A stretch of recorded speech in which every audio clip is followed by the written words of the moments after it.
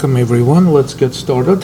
I think today my biggest goal is to just continue talking about a sample or a case study that we tried last week, which is looking at this pet license application program and considering data structures and classes that would be useful for this type of application.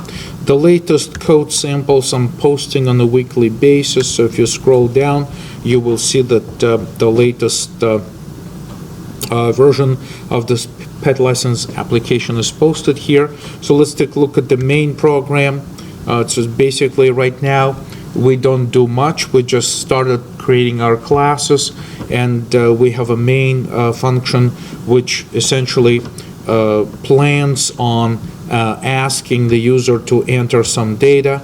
Those data, the data can be stored in local variables. Then we will populate essentially objects with this information.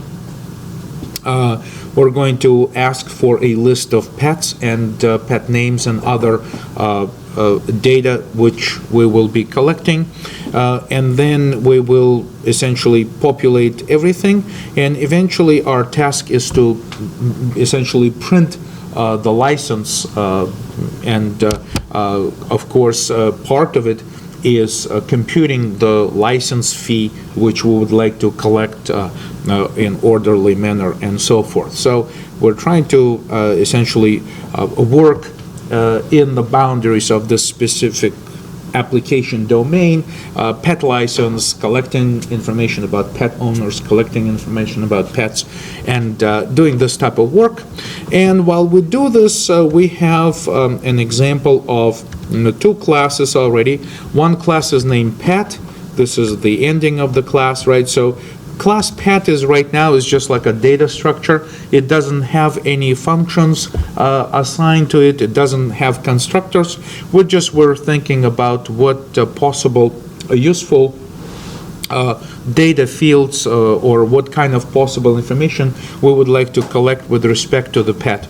Likewise, a pet owner is also another class which also has a number of attributes, but it's interesting that it also includes a vector of pet objects, which is essentially making sort of like a composition between the pet owner and each individual pet, because the pet owner essentially has a container named pets, which is a vector of objects, and it contains the actual pets.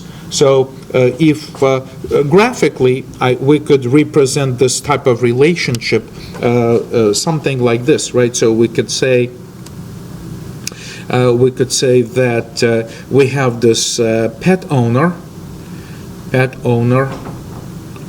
which is a class, right? So right here we see that pet owner is a class, okay, and it has some data attributes such as name, and we also decided to collect the age in order to be able to give a discount for senior citizens, for example, right? So, and there could be some other data fields, but also this will be like a box representing our pet owner class, and there's a pet, right, class which contains data fields for the pets. This is far from over. We will be adding functionality to all of these classes as we go, right?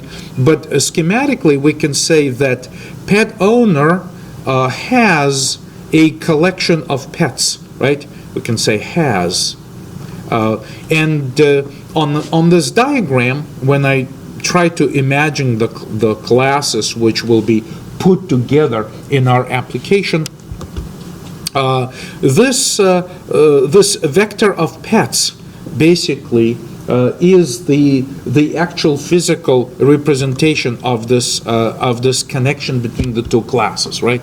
Because at runtime, when pet owner is created as a real object when we create it at runtime. What happens is that it contains actually inside this box there is a collection, like, a series of objects placed inside this vector, which are instances of this of the pet, right? So the pets are stored, physically stored directly inside pet owner. But for me, graphically, it's possible to just to say that pet owner has pets, right? And that can be done through, in software. This is simply is that I do have a collection of pet objects, which is this dynamic array or vector from standard library. And it clearly indicates that this is a vector of pet objects.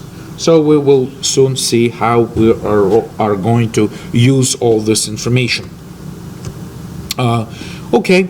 So let's get, and of course, we have only 3 files so far in this pet license application, but so let me create new project. This is going to be our week 12, I think, project, right? So I'm just going to say new,